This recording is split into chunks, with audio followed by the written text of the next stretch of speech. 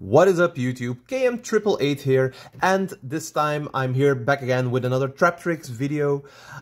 This weekend I went 6-2 at Dutch Open in the Netherlands. 6-2 might not seem the best, of course, because I didn't read it up, but I got 17th place out of 265 people, so I was actually really happy to do that with this list. I was going 6-1 in round 7. After round 7, and then I lost in the last round against Simon He. Was definitely a pleasure to play against him. Was really fun, and the guy's just a menace when he's playing. Right? Jesus Christ. Was actually pretty close to getting a draw because time was coming near and I was up in life points. But I'm not the guy to stall. I really don't do that. So I just kept playing on, and yeah, he won because because he had like half a minute left or something. But yeah, I mean, overall tournament experience was really fun. I like to play Traptrix and people really don't see it coming, so yeah, there's always that.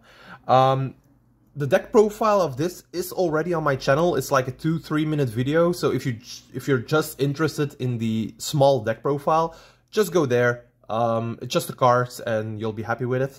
In this video, I am going to explain more of my choices, so it's going to be probably like a 20-30 minute video because of that. And I'm also going to give away my tournament experience a little bit, so yeah. So first things first, I am going to talk a bit about my tournament experience, my rounds. Round 1, I had to face Orcust Horus Bestial, which I won 2-1. Then my second round was Mannadium. Then I got another Mannadium opponent in round 3. Round 4, I had to face a Rescue, which I also won. Round 5 was against a going second Sprite build, which I lost 2-1. Which was actually sad because game 3 in that matchup was my only brick of the entire tournament. But hey, sometimes you brick at an important time, and that was one of the times. Basically, his deck was... It looked like it was built to counter mine. It was amazing. So he let me go. He let me go first, which was a huge sell. It was on a going second list. So I tried to prep for having more resources available for the next turn. But I didn't know what going second build he was on yet. So I got Raigeki'd, Lightning Stormed, and Harpy Feather Duster in one turn. And then he still had the Sprite Starter and a Triple Tactics Talent. But because I used my Redoer to dodge the Raigeki, the Talents was live, and he drew into Blue and Jet. So the 2 hand traps that I still had left in my hand, which were 2 Veilers, they were also kind of dead, because he went Starter, Special something, I had to negate it. Then he went Blue, I had to negate it. He still had the Jet, so like I couldn't do anything about it. Like if you're playing against Sprite, you know hand traps aren't the most prevalent to use against it, because everything triggers, and then they go into stuff that triggers even more, and that's kind of a bad thing. So his board breakers were really bad for my fields, and his main deck choice was actually bad for the hand traps that I was playing. So it was a really tough matchup, and I'm still glad that I only lost it 1-2, so at least I won a game still. But yeah, that game was really rough. Then round 6, I had to face another Mannadium. No, that was round 7. In round 6, I had to face a Labyrinth player. Like, every duel that I had was amazing, I feel, so I'm not gonna tell too much about each duel individually. I'm probably going to do a little bit more in-depth about that on my Facebook channel, so if you want to read that, just go to my Facebook channel. I'll have a tournament report there. Then round 7 was another Mannadium, but a bigger combo even, like it was Mannadium with Bestials even, so that was just, he kept comboing off. And then the last round was against Simon He. I was going 6-1, I lost that one, he was on Rescue, so yeah, that were all the rounds. So I lost in round 5 and then on round 8. Now to go into the deck profile with the choices. So, first things first, I don't think I have to say a lot about the Traptrixes in general. Myrmilio is just staple. If you don't run it, please go check up on yourself. Triple Mantis, you really need all the adds that you can. Like, every plus is a plus. Double Dionea, you need one for the initial combo, you need the second one for follow-up, and like, even normal summoning it to special something from the grave isn't bad. And sometimes, like, just having the normal summon for a Serra is all you need. So yeah. One Vesiculo and one Arachnocampa. I decided to go with the Vesiculo, like, I doubted a long time. But I needed a Vesiculo because, for one, in the grind game, you can banish it from the graveyard, set another trap, so it can come in clutch. But just the fact that it's an extender that doesn't lock you is so important. Sometimes, like, when they SP Little Knight your Serra away and you don't have anything, like, if you summon this, sure, you'll have a Serra, but you can't go into anything else but insects and plants from the extra deck. That is actually annoying. While if you have this, you can still go into Redoer, you can still go into Typhon, maybe a Zoo, stuff like that. Which you can't with Arachnocampa, and both were very convenient, but I like the fact that I was only playing one of each that I can search of the Mantis or the Pinguicula, so yeah. And these have come in clutch so many times. Like, I've used Arachnocampa to dodge Lightning Storms and Feather Dusters a couple of times, which was really fun to do, and the Vesiculo actually came in clutch against a Vanadium player, because I needed 4 bodies on board to go into my Link 4. You'll see that later on in the video, where I'll explain its uses, where I used it. So, and then the final Traptrix monster is Triple Pudica. I just find the Field Spell to be one of the most important cards in the deck right now. Not specifically because if you open double Traptrix, you have a lot more than anywhere else, but just the fact that, like, opening the Field Spell is also really good. Like, if you open Field Spell plus Mantis, that's full combo. Like, it's just an amazing card. And the goal of this build of the deck, it was basically just Serra, 1 back row, and going second cards. I wanted to do it more minimalistic. Like, every time I wanted to do that, and then go from the Serra +2s, like, every turn you get +2, and that just snowballs and took a lot of people off guard this format, this tournament that I had. And I was really happy. And, like, just having Pudica without any other Traptrix monster ensured that I had a Serra and a Garden to protect the Serra from battle once. Which is, like, it's really amazing, because if you have a trap card, like a Floodgate Trap Hole, you can save the Floodgate for the second monster. And then you can trigger the Serra and get more pluses. Like, if it was a special summon monster, you could go into Pudica, banish that monster. So you get more pluses, just because the fact that the Serra can't be destroyed by battle once. And that's already really important. So yeah, I just love this card. It's really needed. If they take away your normal summon, like, that's actually that's sad sometimes, but yeah, I mean, what will you do about that? It happened a couple of times where the normal summon was just gone. I still had this. Could go play further, so that's all you need. Triple Holotea. The card is just a must. You don't need Shade Brigandine. You don't need Parallel Exceeds for to go further. This wasn't a format where Nibiru is really prevalent, because we are in front of Phantom Nightmare and we're post-base of Millennia. So there weren't a lot of Nibirus in the format. So I didn't feel that going into Rafflesia before you combo off, like with a Parallel Exceed, with a Shade Brigandine, was so important. You didn't need Rafflesia to negate the nip, so you could just freely play and go into other things. If I had the combo to still go Rafflesia and then use Holotea, of course I go for it. You play around it as good as you can, because you can also play around Ash that way. Like, if you have Pinguicula, if you have Pudica with Dionea, for instance, you go Pudica, get a Field Spell, get Serra, summon Dionea, special Pudica, which means you can set the Holotea from the Serra, and then you have Rafflesia before you use this. So you kind of play around Ash on Serra that way as well. So yeah. For the trap holes, I was on double Gravedigger Trap Hole, I find this card definitely to be the best Trap Hole card that you can run right now. Fire King's in the format, there's Lab in the format, like all these things that just... So many hand traps in the format, you can just trigger this left and right, it's crazy. Like even against Rescue, the bigger monsters like the Preventer and the Turbulence, they activate in hand to try and special summon themselves. So you can just Gravedigger them so they can't even come to the board. So you don't even have to negate their effects on field. You just negate them in the hand, and then you do 2,000 damage. The 2,000 damage is also really important against Labyrinth, because if they use Transaction Rollback, they're already down 4k life. So 2 of these is game. And that's something that people overlook. Like if you've used one and you put them at 2,000, they're like, okay, but the Gravedigger's in the graveyard, so I can just use my cards, and then you reveal the second one, it's just game. Yeah. One Floodgate Trap Hole, the uses of this card are actually getting slimmer and slimmer, because against Fire King, the island can just pop a monster, so they can still pop the one that's face down.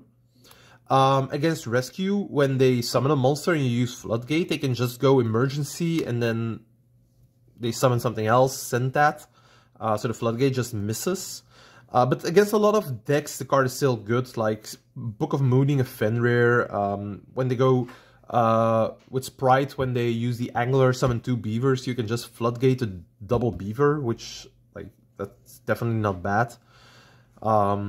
But Floodgate wasn't that greatest format, so maybe I should think about cutting this one. Like, maybe just playing a couple of Gravediggers, but just having something on the normal summon that doesn't need anything else is really important to protect the Serra, so that's the main reason this stays in the deck.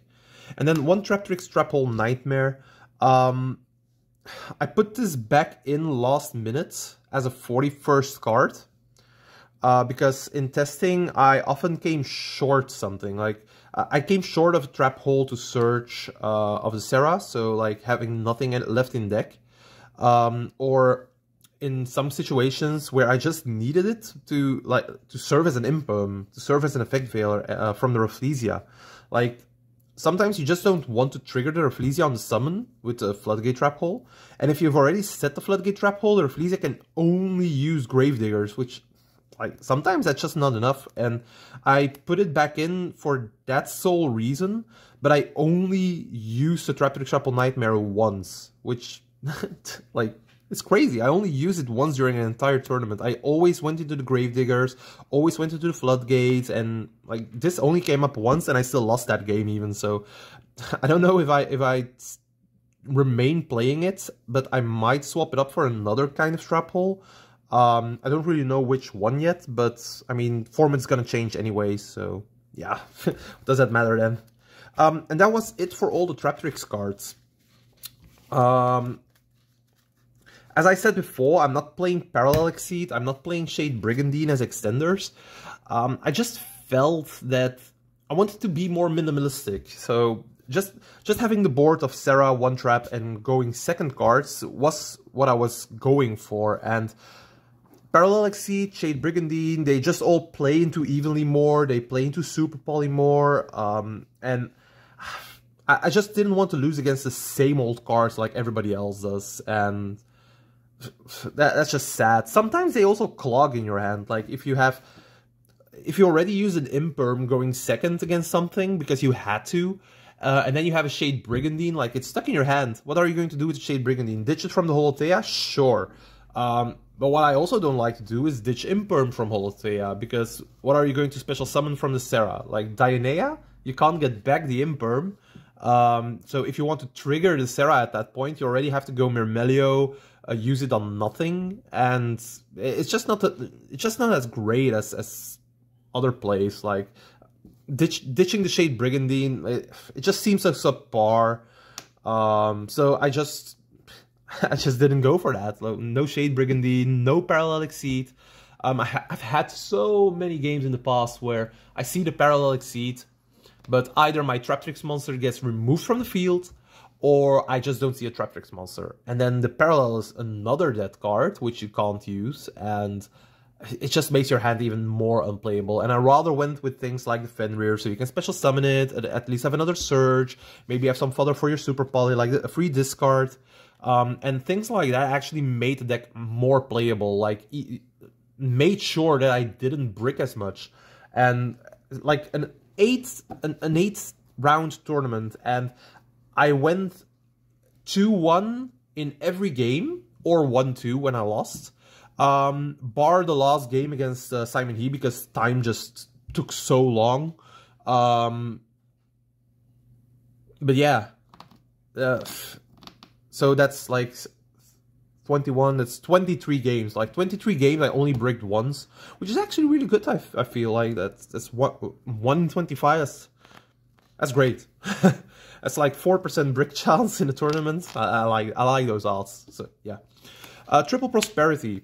I really feel the card's needed because you need this for the consistency. You want to see either a starter if you didn't have it, or you want to go even further beyond. Like if you already had your starter, you just go for your plays, use this at the end of your turn, and you just get whatever you need. I used this against Vanadium to fetch me Droll at the end of my combo, and like just so good. So yeah, I can't say anything about it. Again, the only downside is you have to banish so much from your extra deck, and in Traptrix, like not all the time you want to banish all those cards. It's sometimes you just need those. So it's kind of a toss-up sometimes if you want to go for 6 or 3, but yeah. Going second cards, the Triple Fenrir. The cards seem a no-brainer for me this format, because nobody is on Nibiru. Like, if a lot of players are on Nib, I tend to not run the Fenrirs, because even if you have Parallel Exceeds to make Rafflesia, you can't go Rafflesia before your 5th summon. So if they nip you then, like, your entire field's gone, the Fenrir is gone, you don't have anything anymore. So in a format where Nip is prevalent, I don't play these, but Nibiru was nowhere to be found. Like, there were maybe like 5 deck lists in the entire like top floor, like the first 50 tables, maybe 5 deck lists had Nip. So I just went with the Fenrirs, and they were clutch for this tournament. Like, using Asa to revive an opponent's Fenrir, just getting my own. Okay, thanks. Free cards in my hands, always fine. Summoning this to get over big monsters, threaten things out, make them use their negates just for the Fenrir. Like, the card is nuts. It's great. Triple Super Poly. In this deck, actually really fun to use. I might go to 2, because that seems enough. But that might also be because I didn't face any Fire Kings today. Like this weekend, which was crazy, no Fire Kings. And there were so many as well. But Super Poly is like a really good card, and it definitely helped me against Vanadium, where I just broke their boards. Like, they always tend to end on Baron, Dissipator, maybe a Shenying or a Chaos Angel, and then for their link choice, it's either an SP, an IP, or an Appaloosa. So if they go Appaloosa, you just go Super Poly for the Baron and the Appaloosa. If they go SP or IP, you can just Super Poly the Dispater and the SP or IP away. And if they also end on the Chaos Angel, you can just use the Super Poly to go Chaos Angel with Dispater or Chaos Angel with the SP, depending on the rest of your hand. So this was already enough. Like, you don't... Having the Guilty Gearfried or the Draco Quest, sure, that's even more power for Vanadium, but I just want the versatility more, and like I said, I won my 3 Vanadium matchups, so I don't think I needed more. But this card was just amazing. Also, discarding Holtea or Vesiculo from this is so much plus, because you just get the cards from the graveyard instead, which is actually really fun to do. But these were my board breakers, and Fenrir also counts as some kind of starter, so yeah. Triple Ash Blossom Joy Spring. I know Fires is a very prevalent thing right now, and Hita can reborn this for an easy Link 3 or Link 4 play afterwards. But I'm not gonna cut one of the best cards in the game just because that is an option. If I have Ash to stop a crucial play, that's really enough for me. So just time it right, just play the card right, and you'll be fine. So you just need this for Labyrinth and stuff, or Branded. You can't take this out. If you take this out, like, those decks go crazy, brr. Double DD Crow. I decided to play this because I expected a lot of Fire King and Labyrinth players. I only went up against Lab once and no Fire Kings. But like game one, if I saw it, it was good. I always had it for in some capacity, like if they against the Rescue when they went Salamangreat Wolf. What's it called? I don't know. And they tried to add something back. I just DD Crow'd the target that would hurt me the most. Like they had no other choice anymore than to pick something that they couldn't use, and that was enough. Like I stopped the Ashes from getting back added back, stuff like that. Against Vanadium, I just banished the Visa Starfrost if I saw this, so they couldn't go into their Astrolaut. Yeah, I mean, it was fine. It was really good. Double Effect Veiler and Triple Imperm. So these kind of had the same purpose in where I needed them to combat Rescue. Like, you need something for Rescue, and to be honest, I needed more for Rescue, but I didn't know that on beforehand. So for my side deck, I am not playing anything for Rescue, and that was probably my mistake for the tournament this time. But I expected more Fire King, I expected more Lab. And for now, it's just like Rescue and Sprite were my downfalls, I guess. The Sprite, I don't think I could have done anything, but again, Simon He for the Rescue, maybe if I had other cards in my side deck, would have helped me. But these were good. These were amazing. I liked them. So yeah. There were a couple of games like where, like against Lab, I just cite this out because it doesn't help you at all. It's crazy, but yeah. That was it for the main deck. It's 41 cards. As I said, I added in the Traptrix Triple Nightmare like last minute, and I couldn't really cut anything out anymore that I thought that I didn't need. It kind of worked out. 41 was really decent. Yeah. Extra deck now. So Triple Serra. This is a no-brainer. Card is nuts. I'm gonna go over the Traptrix monsters first in the extended build. So, Traptrix Adipus. I haven't used this card the entire tournament, so yeah. I didn't got in a situation where I was able to easily go into this and play off of it. But I've banished it a lot from Pot of Prosperity, so I guess it's not that bad. A lot of cards in the extra deck are there as a just-in-case option in matchups where you might need it. So yeah, I mean, for this tournament it was Adipus and this one. Like, I was also on Rafflesia, Pinguicula, and Alomeris. It was the first time for me using Alomeris because in a minimalistic build, I found that if I can make this to get some more resources from the graveyard, then go into SP, it might actually be really worth it. But I never went into it, never came up. I don't know in the future what I'm going to do with this card, because the form is going to change up with Fire King going to be even more prevalent. But we'll see, I guess. So, like, the Adipus and the Alomeris were the only cards that I didn't use the entire tournament. But, yeah. The Pinguicula and the Rafflesia were really good. So, yeah. Those are the Traptrix. Then, I'm on Asa and SP Little Knight for Link 2s. The Asa definitely won me some games against Vanadium where I just stole their Fenrir or I stole their Cross Sheep and went from there. So, yeah, I mean, really good. SP is an amazing card. I didn't went into it as much as I wanted to. The grind games were weird in sometimes, and maybe I need to I need to play some more tournaments to be able to use this more effectively.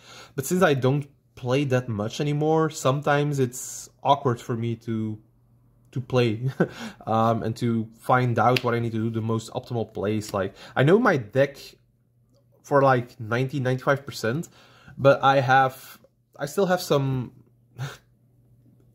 difficulties when playing actual matches sometimes, so yeah.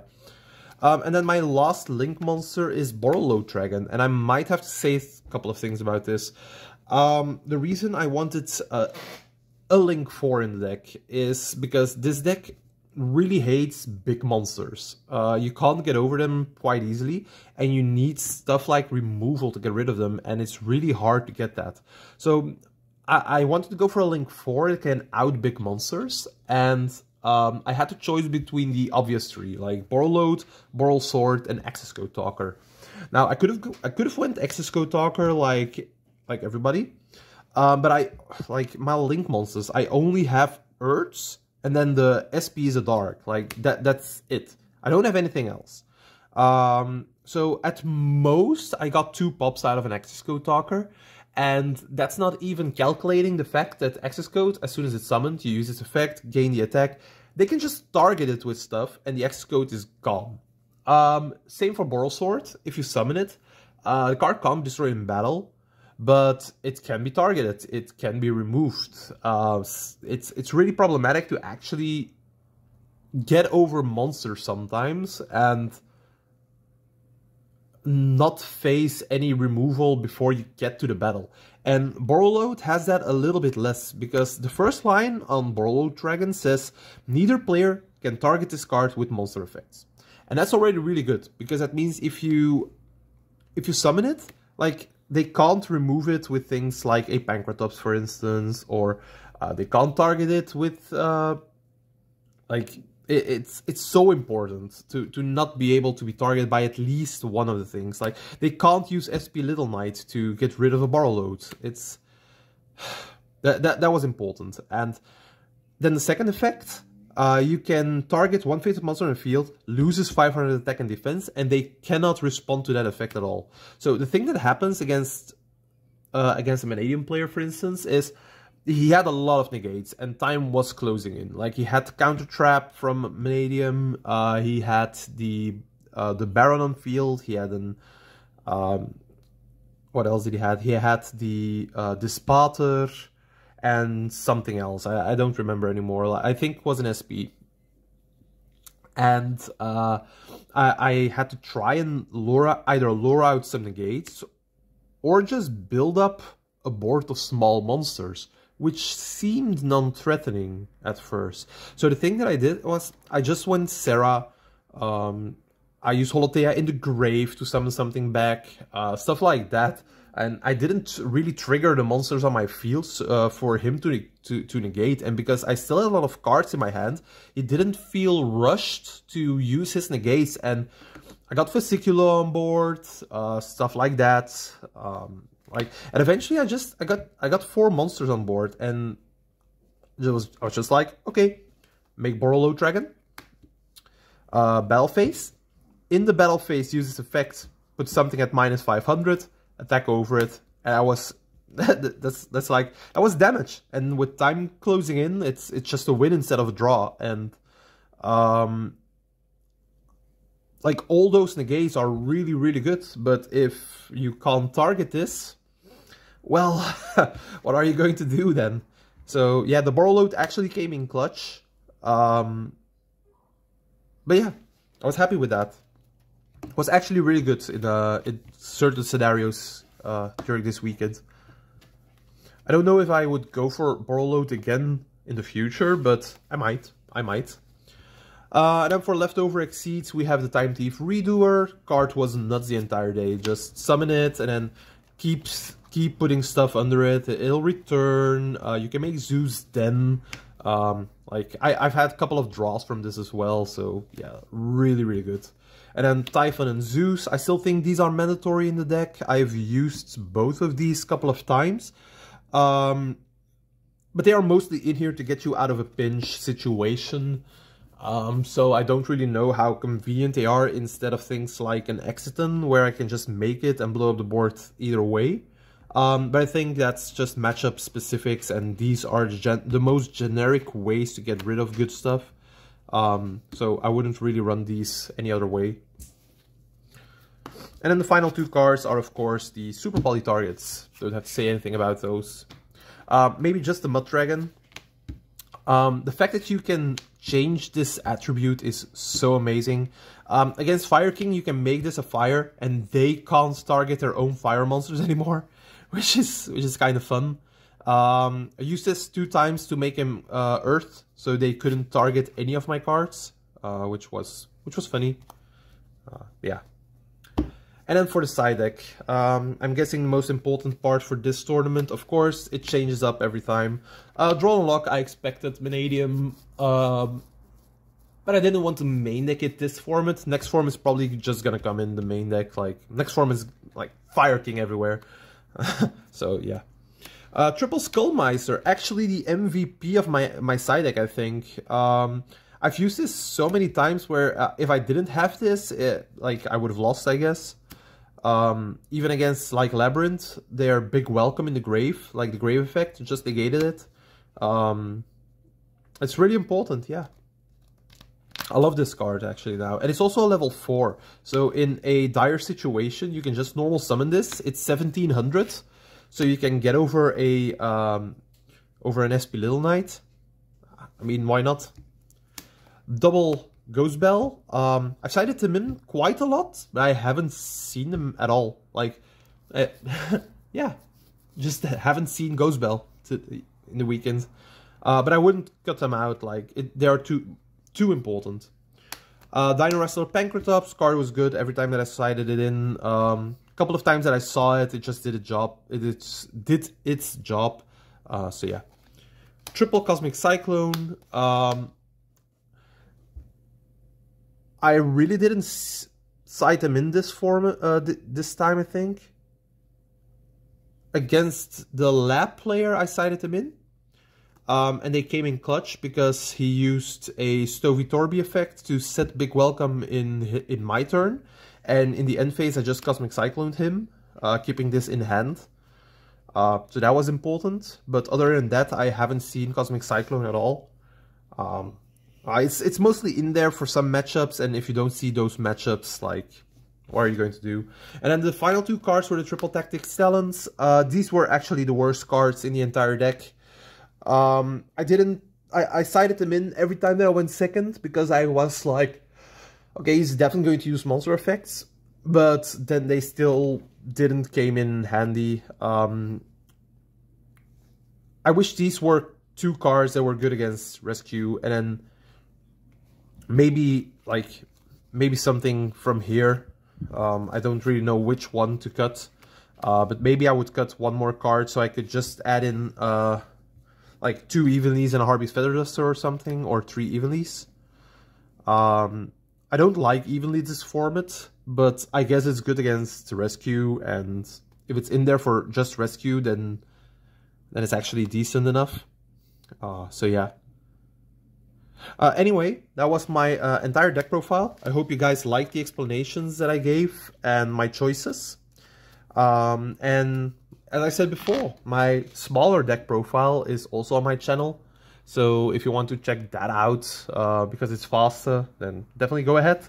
And I will write down the tournament report, like any day right now, on my Facebook channel. So yeah, definitely follow, and I hope to see you guys in the next one.